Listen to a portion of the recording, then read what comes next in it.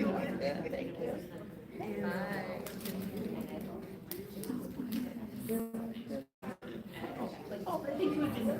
It is wrong. There's another area over here that John's ready? Yeah.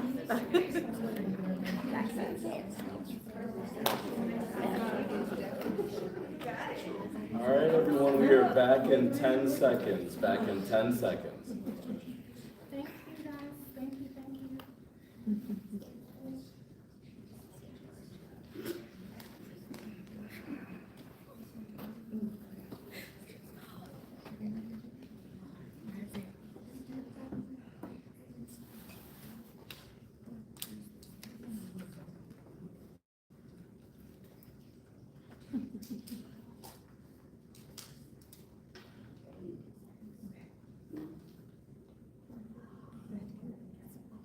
Okay.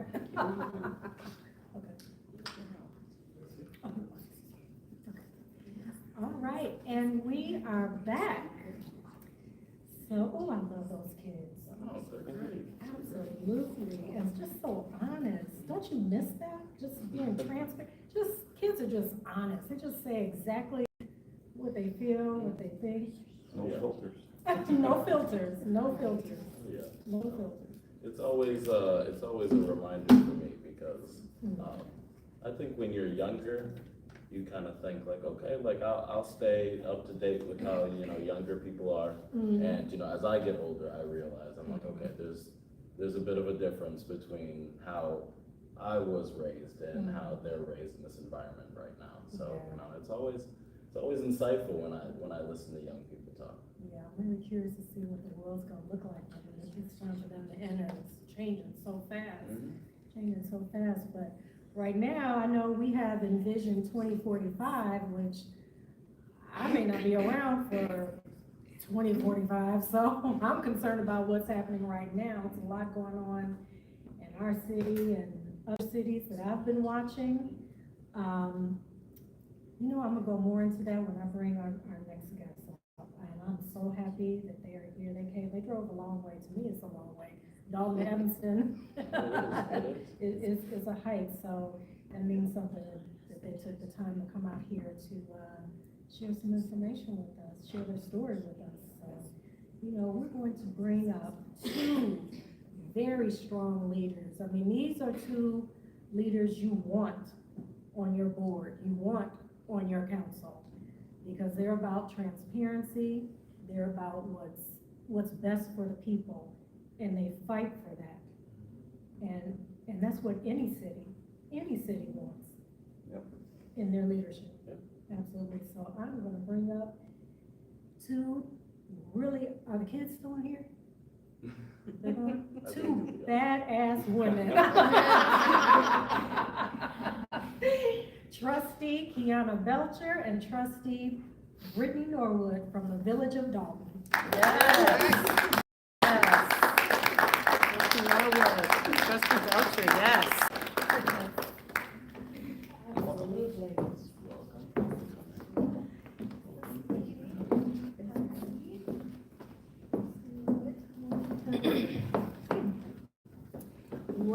Welcome, trustees, welcome. Oh my God, I can't believe I have been following these women for months. So for me, it's like superstars sitting next to me. Yes, they are MVPs. Yes.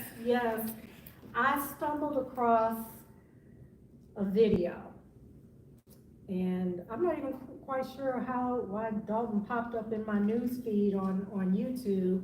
My aunt did live in Dalton back in the 80s. She was an educator, and it wasn't that many black people in Dalton at that time. So I don't know, maybe that's why, I don't know, the algorithms. I don't know why Dalton was popping up, but I was like, let me see, it keeps popping up, so let me click on this. And the mayor was dressed up as Nino Brown from the movie New Jack City. Exactly. And I was like, well, she must be a really fun mayor. Like, interesting. And I looked at the date, and I was like, but wait, it's not Halloween. I was like, so she just did that. So what was the message behind that? So I was like, oh, this can't be good. The more I watched it, and then I just went down the rabbit hole. I just was watching every Village of Dolton video back when Mayor Tiffany Henyard was a trustee to present day. And if any of you familiar with what's been going on with, yeah, and I watch you all's village board meetings, the Dolton trustee meetings, like I live there. Like I tell my guy, I'm like, I gotta watch the Dolton meetings coming on, so I gotta watch it. I gotta watch it. He's like, you don't even live there. I'm like, but I care about these people. But let me tell you, these two women exposed why I have such respect for you, and I'm so happy I can tell this to you to your face. I have so much respect for you because I know at the beginning, I was looking at a lot of the videos, the residents didn't believe you. They didn't believe what was going on with the money, the mishandling of the money. Money was missing. They wouldn't believe you, and you all just stayed on it, and you did not give up. And I have nothing but respect for you. And the truth is coming to light today. So amen. I applaud you. Amen. Yes. Yes, absolutely. Gotta keep your receipts Absolutely, absolutely. But just for people to get to know who you are, I know people are like, you know, who are these people? One of our guests actually was like, who are these people you're bringing in? I looked up Dolton, and indictment came up. Like, as soon as possible, like, who are you bringing to Evanston? I said, these are the good guys. These are the good guys. So if you all can, you know, give people a little background into who you are and how you came to be trustees at the Village of Dolton. Okay. Go ahead. And well, I'm a 24-year resident of Dolton. So I graduated from high school in Dolton. I'm raising my 18-year-old. I've raised him there, and it all took place one day. I received a call, and they asked would I like to run. And at the time, I had been doing a lot of volunteer work. And I was like, okay, you know, I didn't expect that call, but I have been doing so much volunteer work, and I said, you know, why not? I'm doing some work around the community. So that's how I originally decided to go for it. And you're in real estate. That's your... Yes, I've been a realtor for the last 9 years. Wow, excellent. Awesome. Trustee Belcher? So I am a resident of Dolton 20 years. I purchased the home there when I was 23 years old. My children went to District 148, graduated from high school 205. I actually got involved in the community in 2007. I did an internship at the police station. And at the police station, I seen everything but wasn't nothing, if that makes sense. Everything was political. It was nothing that was, you do the work and you get the accolades. It was all who you knew, how you gonna get to the next level. So I started going to the board meetings. After going to the board meetings, I started asking questions, getting involved. When Tiff, the current mayor, was a trustee, as a resident, I really thought she was fighting for the people, because you see one side and you don't know what the other side is until you're actually on the other side of the seat. And there was a lot of things that she was doing. I was like, oh, you know, young person, she, you know, she doing, you know, she's roughly about my age, and she's speaking up. She's in this seat. So in 2020, it was COVID. We were talking, and it was like, oh, okay, we're gonna get this ticket together. When you put the people that we had in place to run for mayor, choices was limited, but at that time we felt like what we had wasn't working for the community. So we're like, young, black, it's a year to woman, we're gonna push for Mayor Henyard to be the mayor. Myself was on that ticket, Allison Key, who's the clerk, Jason House, Kevin Bowen. So with all our backgrounds, even though she wasn't a polished person, we felt like we would be able to support her and do right by the community. Yeah, it changed real quick. But, that's how I got, my background. I actually, have my bachelor's is in criminal justice, my master's is in political science. I'm halfway through my PhD, but it's like slow suicide in public policy and administration. I taught for 7 years, but, I've been, I was CFO for 6 years, so a lot of finances is what I really focus on.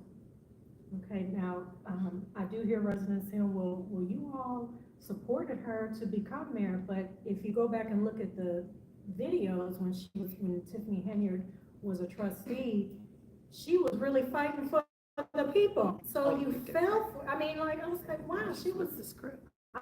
I would have voted for her if I was in Dolton. I would have voted for her, I would have supported her. And yeah, and I probably wouldn't have believed any of the stories. Like, that's not the Tiffany Henyard I saw as a trustee. But what happened? Like, what shifted when she became mayor that all of a sudden she became the mayor that she used to jump on pretty much? What was interesting is I ran on the current mayor at the time. I ran on his team, our former mayor, and so I was already on the opposing team. However, I did believe that we were all younger. We had like a majority younger board than normal in the past, and then in the past we kind of have a history of there being a board that wasn't all on one page, right? So we never had a board that really worked together before. So we were kind of excited about that. We were like, hey, we're young. Once we did all, because I was the only one from my other side that won, but I ended up with these great individuals, and we became one. So we said, oh, we're gonna do these great things, and we had all these plans, and then I think like the first warrant list, because I was new, I figured, hey, let's give her a chance. So she asked us at one of the board meetings, one of the first board meetings, and she said, hey, we're gonna have a 4th of July fireworks show. And I said, okay, for the community. It had been a while since we had a fireworks show. So I thought that was a great idea. She said that we were going to spend, she's like, well, if you all could vote on 5,000, I'd get the other 5,000 from one entity and another 5,000 from the other entity, and we could make this show happen. And we were all in agreement. And then when we received the warrant list the next month, to our surprise, the entire 22,000 plus was on the warrant list, and we were like, so, you know, and that was, I think it was like the first pickle I realized I was in on the board, where, you know, you have the residents, and we want what's best for the residents. So from that standpoint, it's like, okay, but then you have her overspending, so it's like, what do? You don't want to vote now and say, well, hey, we want to take it all away, but we have a budget, and we know that you have to follow the budget. So that's when things got a little tricky for me. So that was the first red flag. That was the first red flag. Okay. Well, it wasn't the first red flag for me. As I said, we ran together. So during the campaign, the true person started showing who they really were. And we were too far along in the campaign to separate. But we started seeing the cockiness, the big head, okay, I'm gonna be the mayor and it's gonna be my way or no way.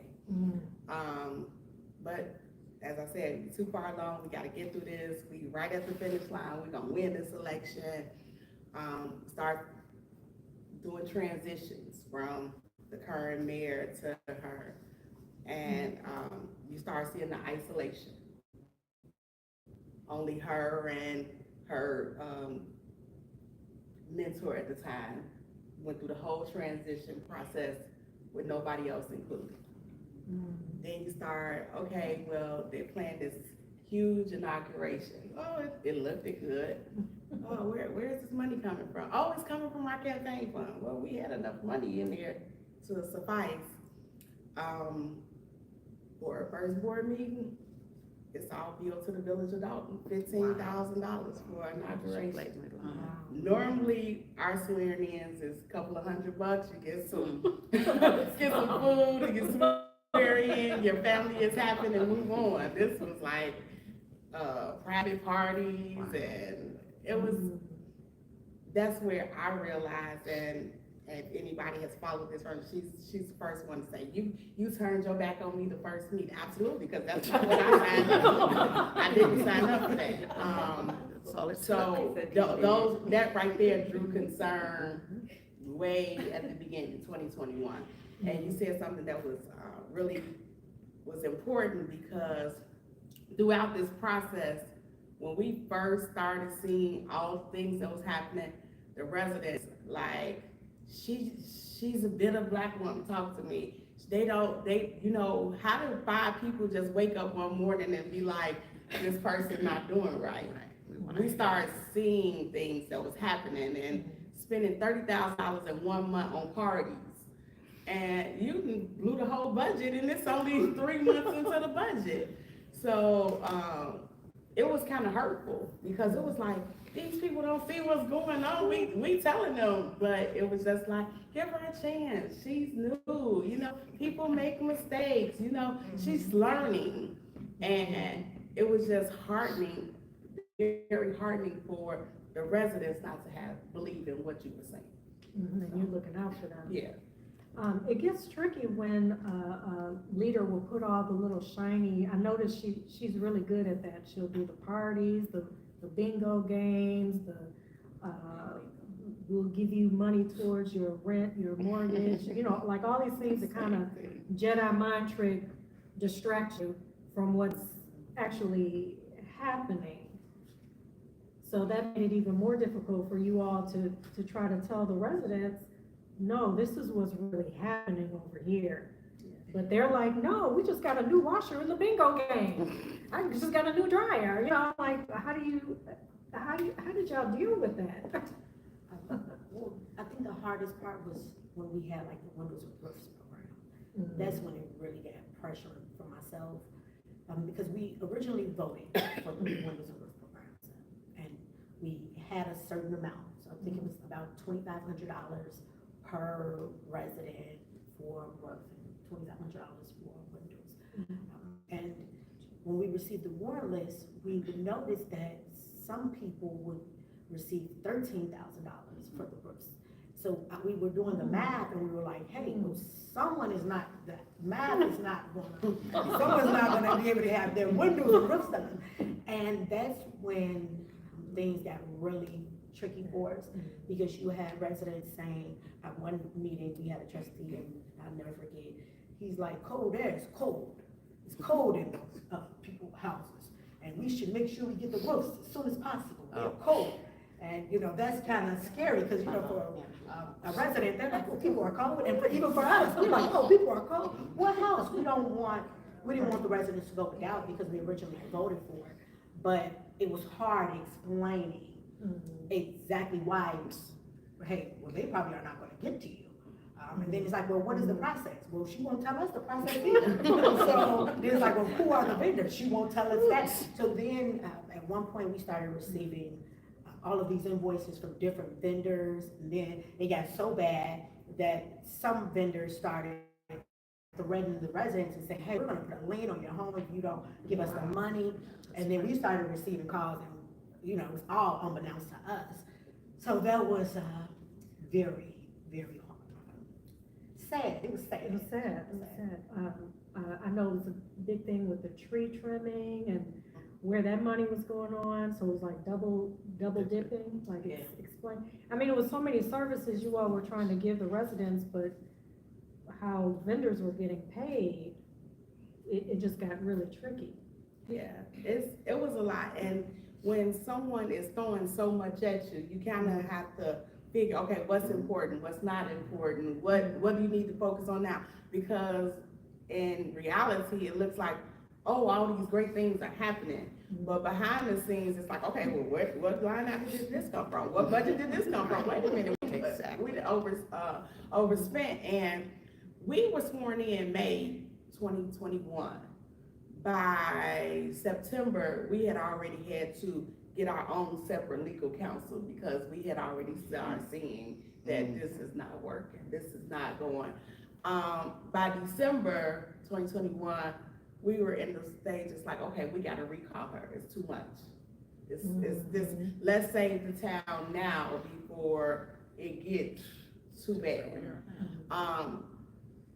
Crazy thing is because everybody just thought we were just mad at her because she was this wonderful new mayor and doing all this stuff.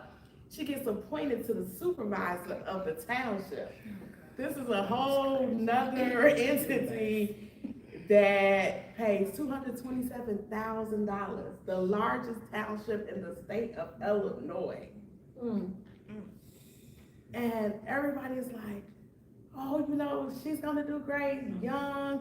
And we like, oh God, we just went to hell. Sorry, sorry, but that's what it was, because not only are we in the township, like she's doing this to Dolton, and now she's about to do this to a whole 17 other communities. This is like, oh, wait, stop. Y'all know what's happening right now. And June 2022, we recalled her. Like, we actually knocking on doors, telling people this is what's going on, and she was recalled. So we, in our mind, we like, okay, we are stopping the bleeding. Like, okay, it's gonna work out. She appealed, went to court, they threw it out. So now people are like, my vote don't count. What's going on? I thought y'all was the, so it was a lot of confusion. It was a lot of like, okay, well, who do we believe? Do we believe the trustees? Do we believe the mayor? So it really like had our community divided. We were strictly divided. Either you was on the mayor's side or you was on the trustees side, but there was no, how we gonna fix this? Which was really at a turning point for the community. We can't give up now. So there was an election coming up, because at first it was 5 trustees. Election came up and we lost 1. So it's now 4 and she would have 2, but we still had majority. But we couldn't stop fighting because we knew that what was going on was not in the benefit for the community. So it's what, 2024 now? She's still there. And if anybody is following, if you start from when we started in 2021 to now, there's indictments, there's federal subpoenas, there's court cases every other week. And it's embarrassing.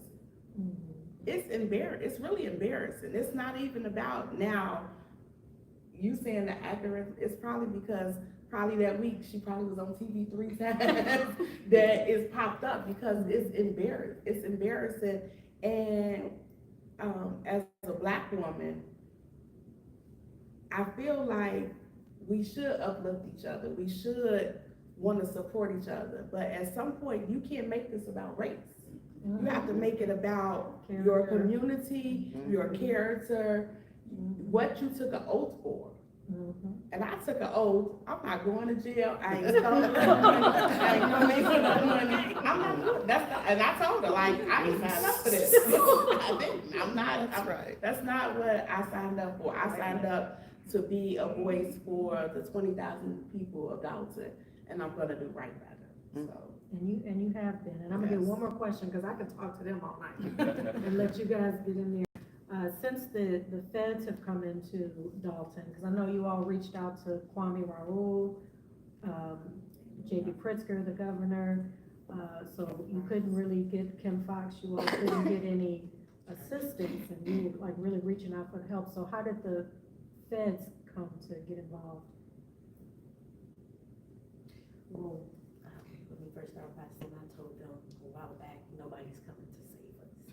Right, so 2023, we're like, you know, it's 2.5 years later, nothing is happening, and it's not happening fast enough, because we're looking at the accounts and we see that we're millions and millions of dollars, and we're just going further into the hole. So that was a scary part. And then one day, we had this bright idea. that maybe we should, especially with the residents not believing us, the main thing was for us was to prove it to the residents, because we spent about an entire year not receiving any financial report. So we weren't receiving credit card bills, statements, we weren't receiving bank, financial statements from the bank. And we were like, okay, well, are we, where do we stand? Thanks to this mathematician here and our senior trustees, Jason House, they have a finance. So they were stating, hey, this is not good.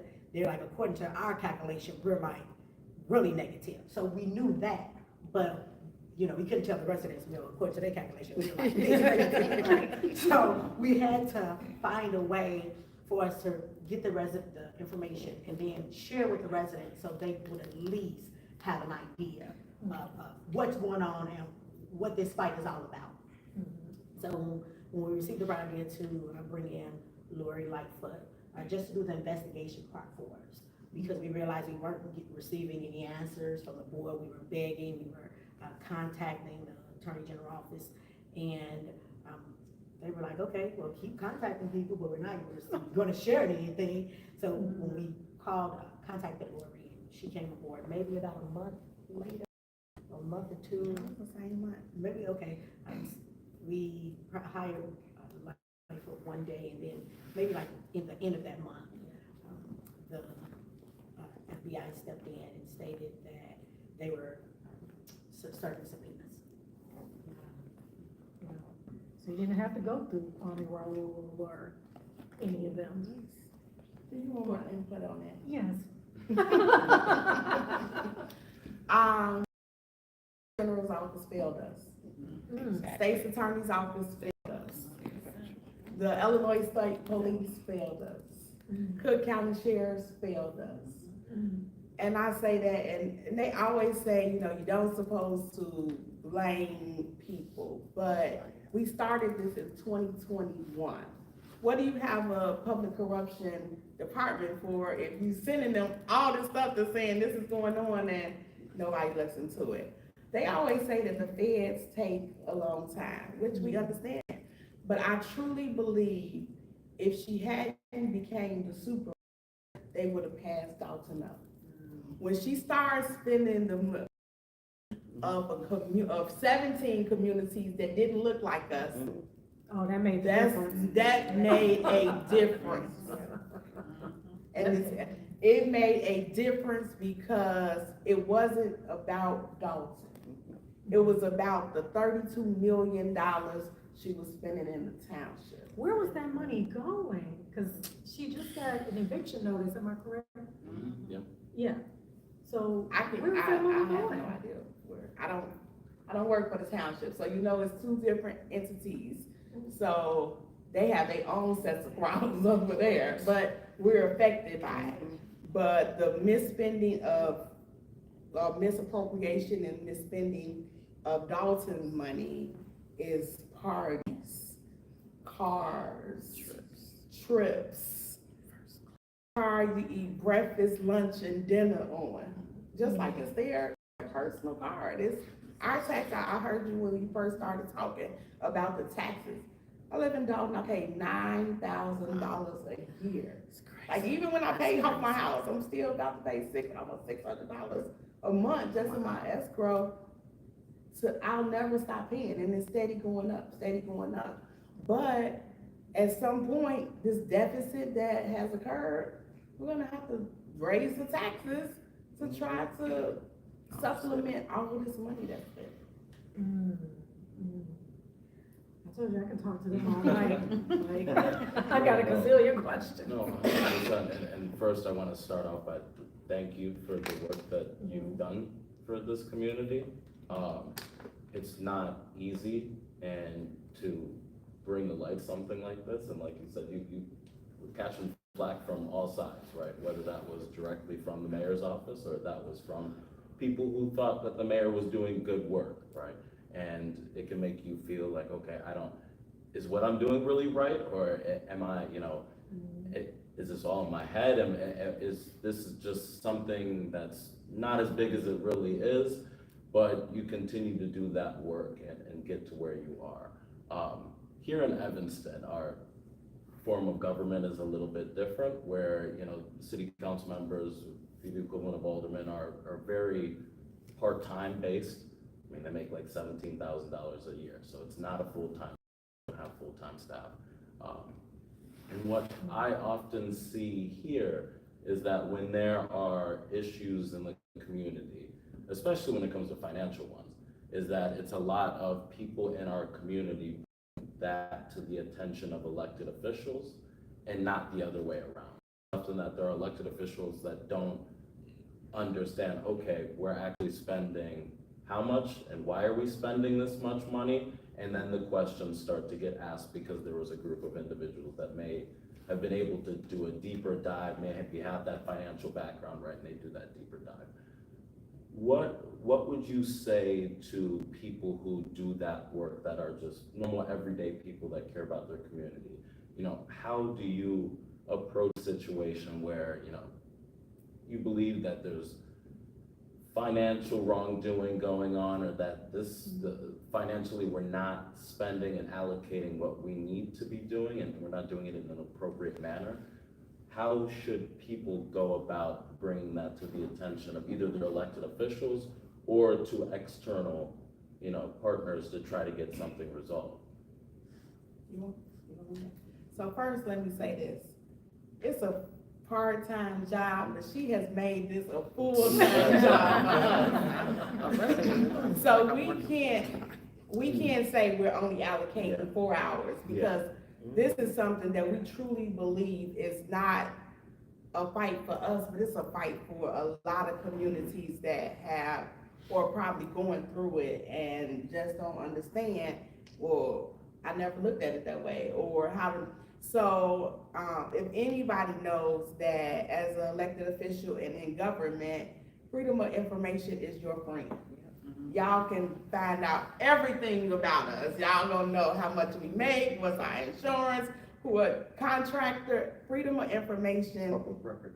Huh? Public record. Yeah, it's public information. So you get the basics of starting there, because they can't deny you that information. And it could be something as far as you seeing me at a venue somewhere, and I may have been with a contractor or anything.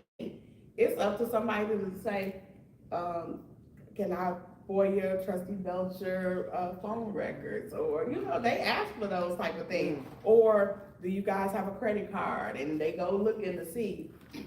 Our trustees don't utilize credit cards. We hope that it would be a RFP bidding cycle, but of course, we haven't utilized that. Well, she doesn't utilize that. But to start anywhere, and it does not have to be of having a financial background, is if you see anything that you feel is concerning to you or you feel uncomfortable with, because you're a taxpayer. So if you feel uncomfortable with it, you have the right to ask about it.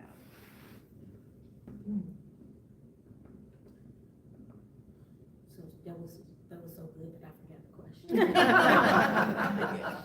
question. Yeah, so for every day, you know, you're just a constituent, you're just a resident, and you feel like there's this financial wrongdoing going on. You know, what are the tools, you know, how do you best approach either your elected officials or external partners to really get to the bottom of it and then actually start to address the situation? Because, I mean, everyday people aren't in even positions of power, so they can't say, okay, you know, try to call up, you know, Lori Lightfoot, or, you know, do X, Y, and Z. You know, a lot of people don't have that ability. So what would be, you know, some few tips? So the FOIA, as she said, is definitely like the number one. But I noticed that a lot of our residents, they come and they speak out in public comment. So a lot of, that's a time where most people could address their concerns. Some formats, the council actually have to answer at the moment that the question is asked. So they can use that platform just to kind of draw attention to it and say, hey, what is this about? What we did was, for our village, we used to answer the questions during public comment. But then when this administration took over, she made it so that you have to like kind of send an email and kind of just wait on your answer. I find that interesting because here in Evanston especially, I mean, we have public comment, and, you know, it's been utilized as a mechanism to, you know, and it's usually one-way conversation, and it hasn't really been this back and forth. But I mean, I'd say that the current, you know, the current mayor has kind of spoken out against public comment at times and tried to, you know, use different ways to limit it or minimize the amount of people that can, you know, speak or how long you can speak for. How do you feel about the idea of, you know, public comment being shortened or, you know, just not allowing or not giving that time for people to voice their concerns? Well, you know, in our arena, things are different because our mayor kind of make her own rules at times. No, seriously, the time period has always been about 3 minutes. And then one day we're at a meeting and she's like, okay, it's time for public comments. By the way, you only get 2 minutes. And we're all like, the trustees were looking at each other. We're like, did you all sign off on this change? I'm looking like, who signed off on this change? But you don't need you to sign off on anything in our town. In most places, you would think that you would bring I would say you should bring the change to the public, because ultimately it is their time. And if they have taken the time to leave work and come down and spend all these hours of listening to us, they should at least be able to express themselves, and we should at least be able to answer the questions. What would you say are some red flags that other municipalities should take note of or don't ignore to let them know something's funny going on with the money, they're not being transparent with the money? Like what would be those red flags that we need to pay attention to other cities and villages? Anybody that's talking fast.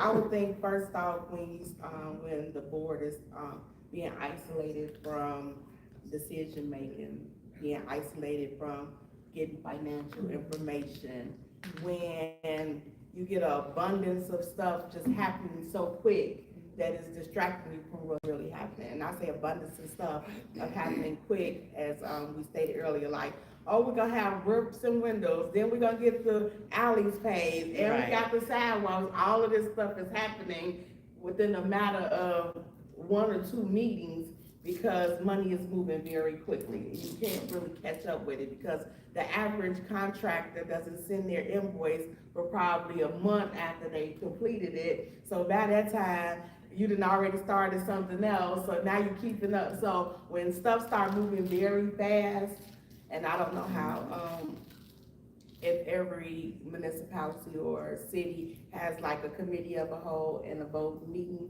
because technically we should have a committee of a whole and a vote meeting, which the first meeting is the voting meeting. The second meeting of the month is we're discussing everything that should go on that voting meeting.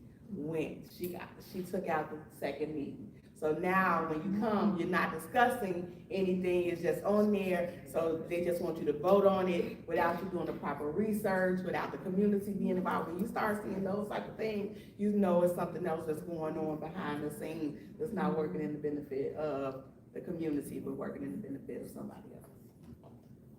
Yeah. I mean, that's very similar in Evanston. It's utilized a lot as special orders of business, right? And that'll be, you know, it's up for introduction, and then we're voting on it, we're pushing it forward, and then we're moving on. And I find when you're talking about talking fast and moving fast, a prime example of that to me would be Northwestern's community benefits agreement that they put together with the city of Evanston. Is that, you know, for a long time they were planning on building the stadium. There was no interest whatsoever in creating a community benefits agreement. Matter of fact, they said that they didn't want to at all. And then there was this massive push by many people in the community and saying that, well, if you're at least gonna sell our souls, we need to get something out of it, right? And it was outlining exactly what Northwestern was going to contribute. And so they put this CBA forward, and they were very much so like, okay, CBA's here, it's Friday, we're voting on this on Monday. And, you know, people look at this thing and are like, okay, well, I need to now read through this entire CBA and see if it actually makes sense.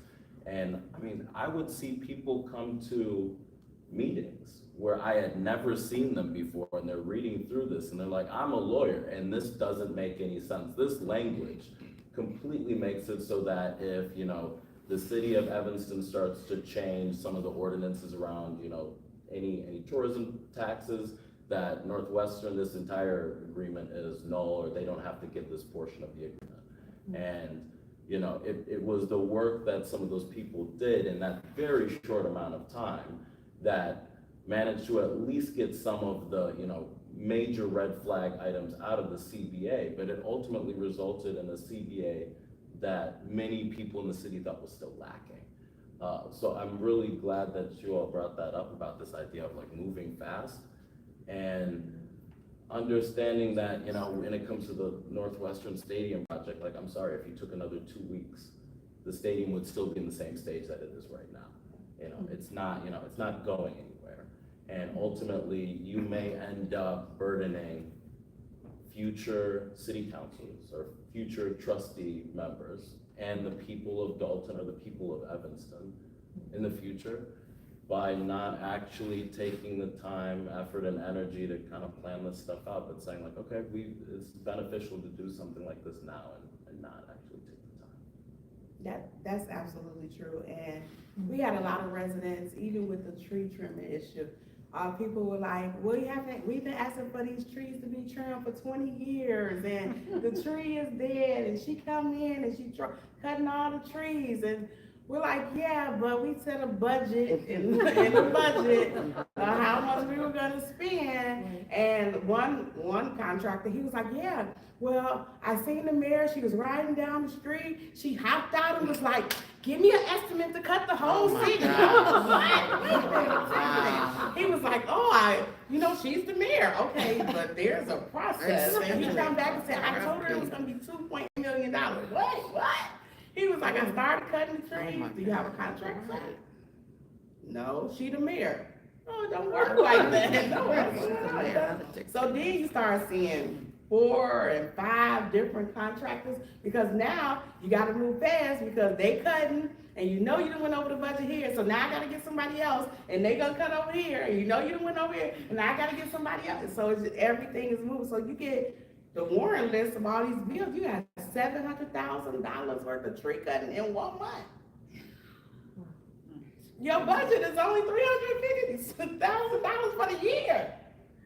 And it's just like, when people see stuff being done, they don't think about behind and how it's gonna affect them in the long run. They see instant gratification, but your instant gratification could be a lifelong of taxes, a lifelong of increases, a lifelong of, okay, now we're gonna have to take some services from somewhere else because this budget is over. We gotta take some service from this because this budget's over. We might have to raise the water bills because this. So, of course, people want to see stuff done, and they want services, but you have to be very mindful of, why do you think all these other mayors prior to her only cut down, okay, we're gonna cut this tree, we're gonna cut this side 1 year, we're gonna cut this side. They did that for a reason, because they worked with the money that they had.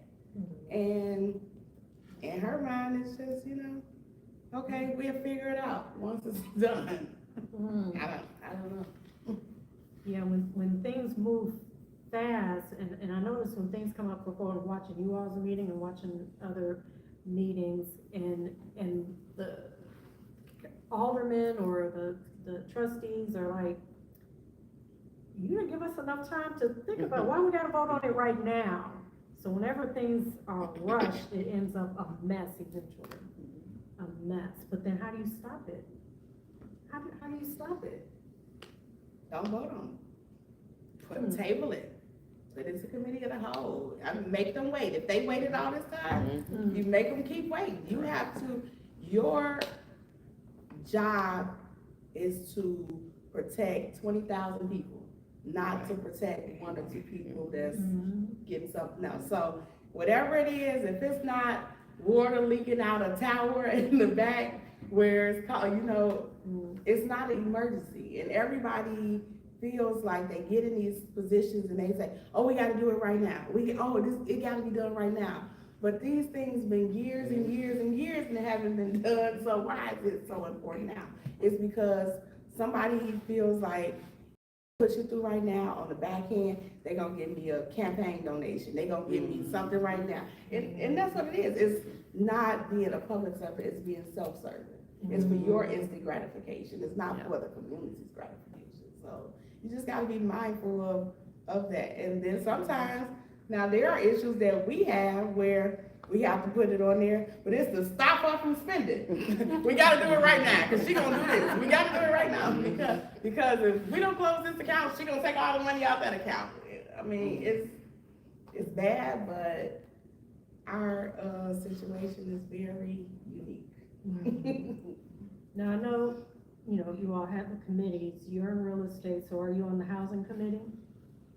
Are you on the budget finance committee? No, I'm not. You would think that it's lined out that I way, noticed but- that. I was like, now, why aren't they on these committees? Well, I told you once before, she can't make her own rules.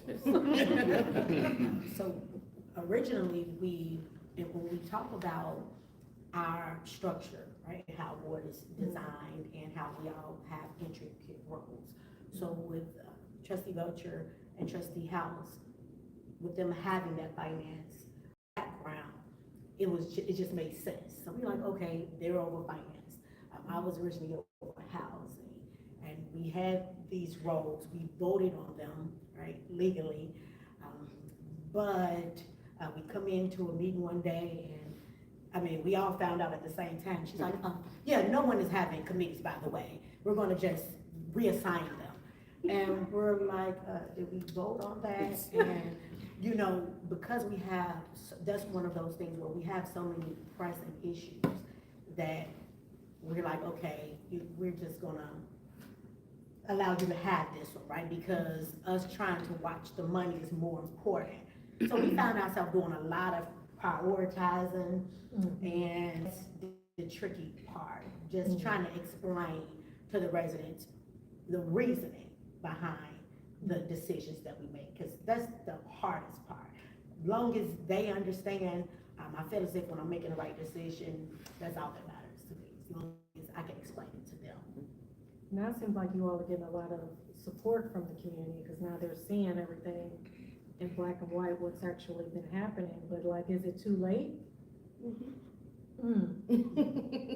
So- That's a big fear. So, We out got too late. of all of this, I can say that our community has come together. They come to board meetings, they come to community activities. That is the positive part of it. It's gonna take us a long time to get out of this financial deficit that we're in. But the crazy thing is, I don't think that they really would have realized how much was going on until she got on TV and lied out her mouth. On Roland Martin, I watched it. Nope. Oh, no, that was, WGN. oh, WGN. Did you Oh, go- yes, that's what Did you I'm go to Vegas? When somebody sees that they will get on TV and lie on something that you can fact check right in front of you, that's when people was like, this lady been lying to us all the time. Yes, yeah. So I think that from that moment on is when it started trickling and people really started seeing, like, you went first class, y'all had a private jet, y'all just get up and $3,000 for a flight to Vegas. What are y'all doing in Vegas? What's going on in Vegas? And you go, you sign up for these conferences, you never attend the conferences, you don't bring anything back.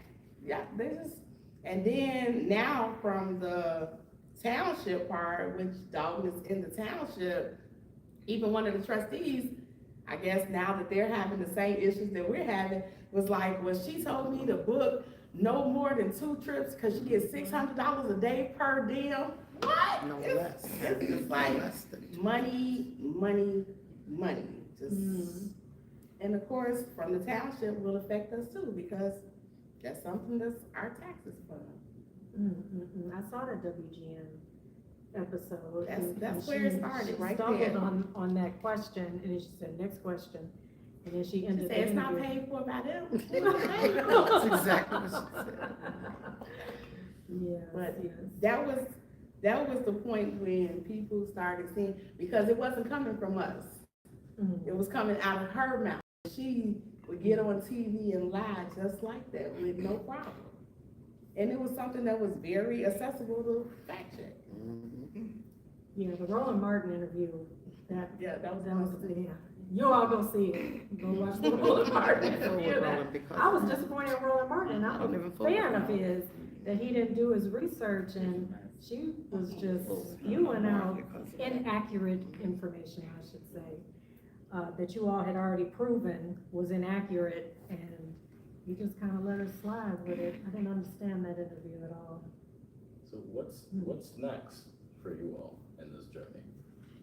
Election day, 2020, February 25th, 2025. Vote House. Clean House, 2025. At this point, we're at the end of, making sure the residents know what's going on, keeping them informed, and making sure they get out and vote. I'm sure, like all other communities, voter turnout is not what it should be. But you gotta educate people. You spend more time educating and knocking doors than actually saying the clothes vote for me. You spend more time saying, are you aware of what's going on? These type of things. So, our problem right now is just making sure that people come out to vote. That's the only way we'll be able to stop this, is beating her at the polls. Did anyone have any questions out there? Mary? Hi, thank you so much for the work you do. We have some very many similar issues that you do, but I'm so puzzled that there's no financial responsibility that would get her thrown in jail for not producing, or your city finance department for not producing financial reports. Like, isn't there some state law? There is, and I'm sure she'll get it. I guess it just takes time. It takes time, and that's the sad part, that when these things are happening, they want to make sure they can get every detail of what went wrong or what happened. I don't even know if you know that when the Illinois State Comptroller sent us something about a month and a half ago, that we haven't had audits since she been in office. So all these so-called grants that she claimed she was getting, she couldn't get them because we hadn't had audits. So it sounds good to be like, oh, I got this $6 million grant. Oh, I got this $1 million grant. When of course, it may be allocated, but you're never gonna get it if you don't open the books to receive it. So that is something, we're now in the process of a forced audit where the comptroller's office has got assigned the agency that will audit us, but the opinions probably wouldn't be very favorable from the auditors.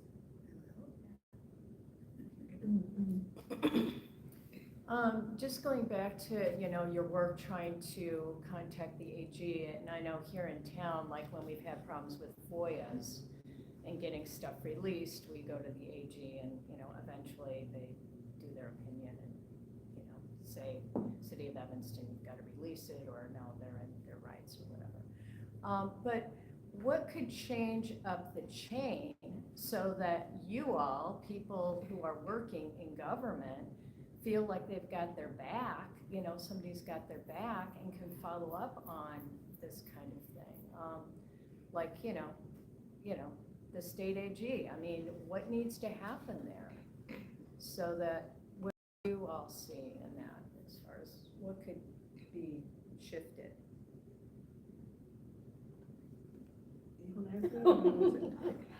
So,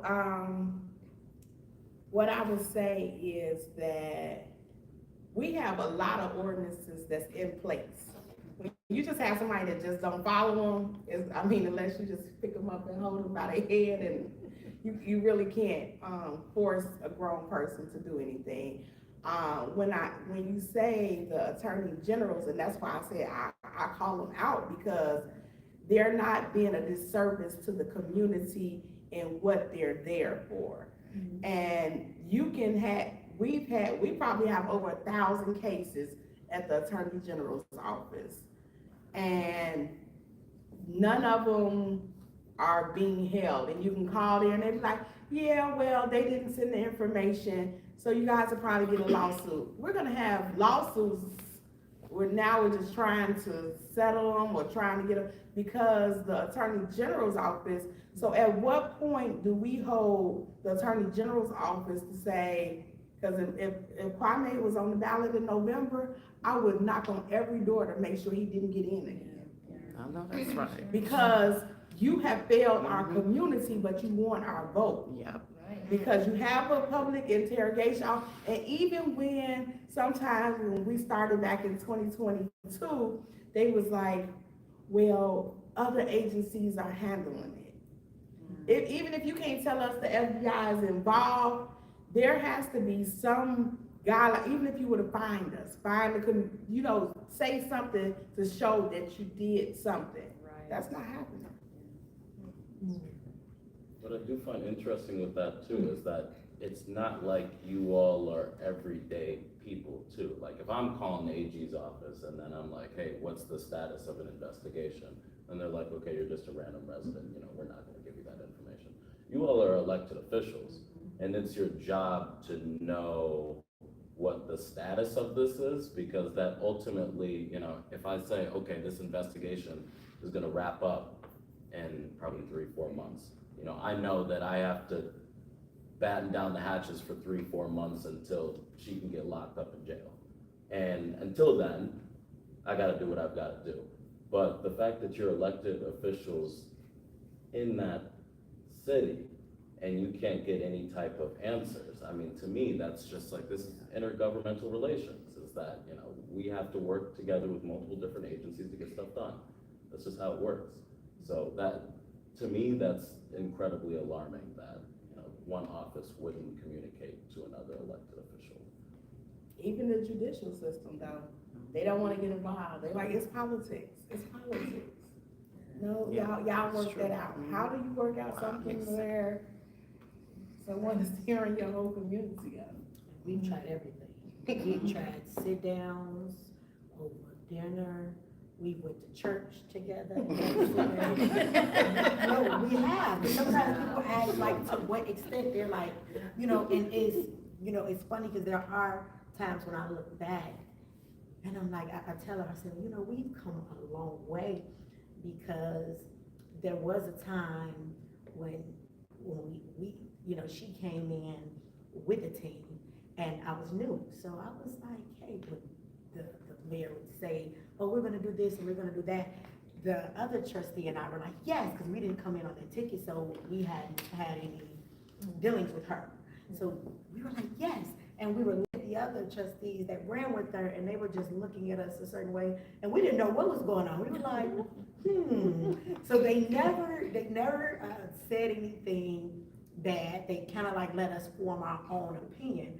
But then afterwards, I said, well, you could have gave us a heads up. So I used to tell them in the beginning, like when things started looking different, everyone had a decision to make. And with them already being together, I was kind of like an outcast, myself and then the other former trustee, Steve. It was us two, and it was those three, but we were kind of trying to figure out what exactly was taking place. So when they were, at one point, we were like, okay, we have to make some decisions because she's not listening. I told them, I said, you know what, guys, you all are just not approaching her the right way. I said, let me go in. I said, just gotta be a little nicer. I was like, I did this work. And then afterwards, I was like, oh, okay, I had to sit down. I was like, okay, well, maybe voila, all right, we're gonna have to take another route here. There's no compromising with this one. So that's when we figured it out. I know it's like getting late. I could have y'all here all night. We are way over, but I want to know, because we have a lot of activists here, a lot of really active community members, Dolton, Thornton Township, all different municipalities. I'm speaking to all of them. And you pour yourself into the community and you see what's going on and you're trying to get the community to wake up before it's too late, before they figure stuff out 5 years down the road or 10 years down the road, decisions that were made today. It can be exhausting. It can really affect your health, your mental health, like just how are you all with what you all are going through, how are you taking care of yourself to continue fighting? Because y'all are some strong women, let me tell you. Thank you. Mhm. I have a trip with them, when residents, they see us, and, I tell them, I say, I have praying grandmothers. I said, but I've never been prayed for so much in my life than these last 3 years, because the residents, they come and they hug you, and they're like, are you okay? So when the trustees, they say, well, how are you today? I say, well, truth is, I'm tired. I'm like, how things I feel, but, I say it with love, because ultimately we are all trying to find a way to cope with it, because we all have our own families, we all have our own lives, because this is part-time. So you find yourself trying to figure out, how do you save the town? We know that we learn that part-time is out the option, so that's not an option. So how do you save the town and still live a life where you're not as stressed? Because it can get a little tense at times. So that's the tricky part for me, practicing self-care. And normally I would go to snacks, but they're making me make some changes, so I don't know what I'm gonna do. I'm really still trying to figure that out. Tomorrow I'm gonna pray.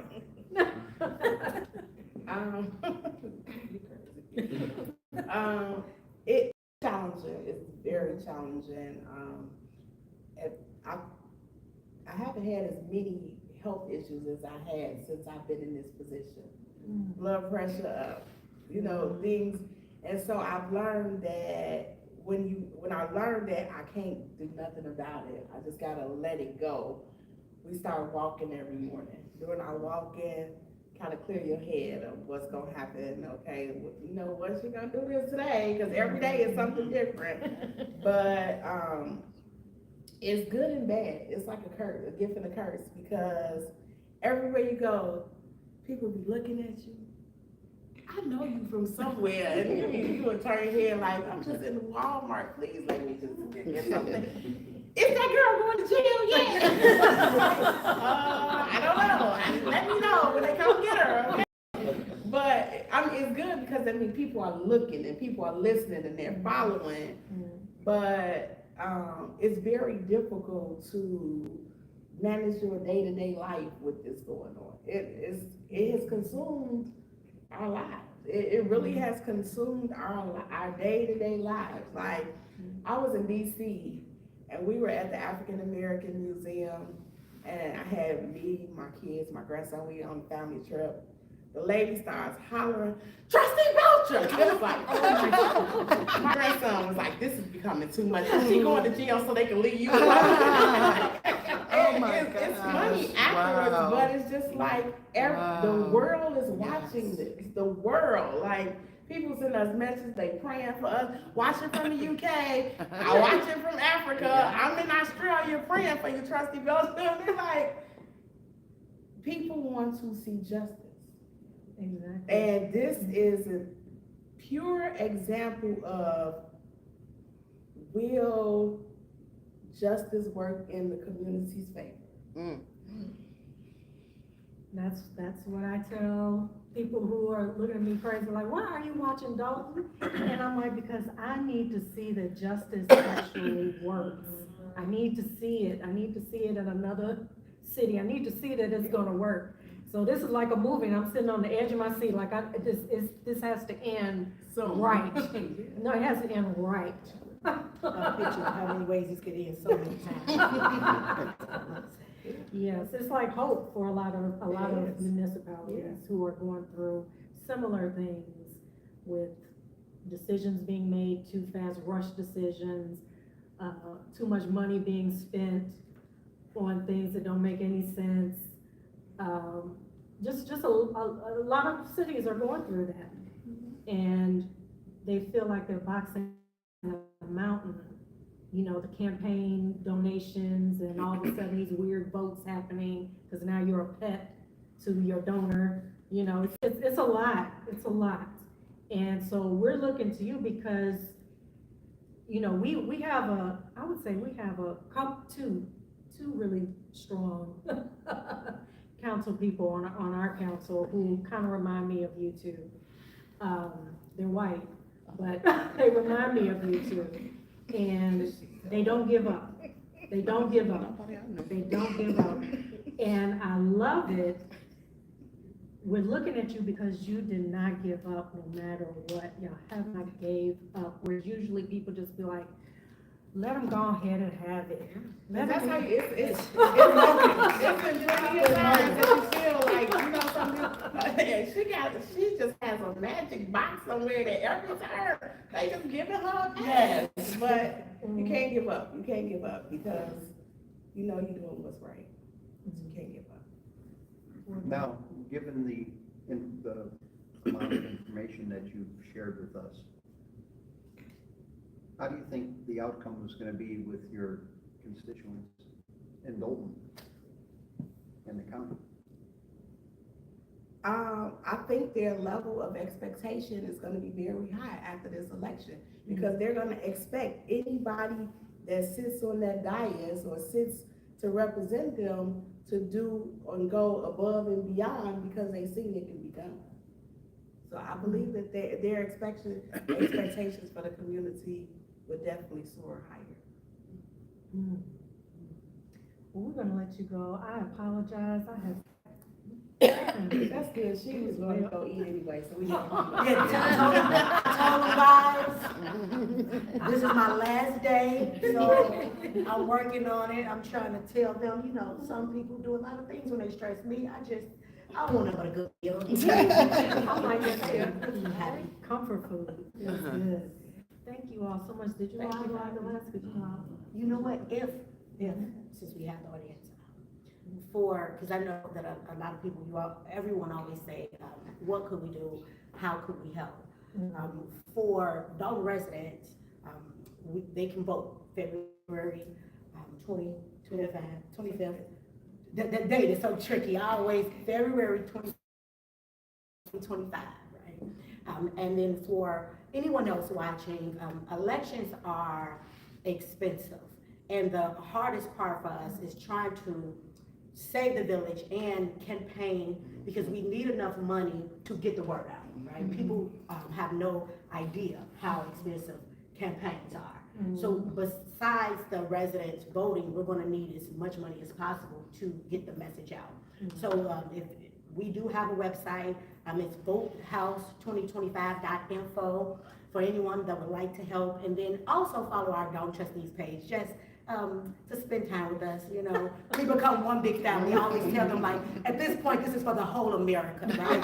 We're everyone's trustees at this point. Right. So follow us on YouTube, we're Dolton Trustees, or our Facebook page at Dolton Trustees. And again, our website, please go and donate. We say 25 cents at this point will work, right? Enough people giving out 25 cents will eventually add up.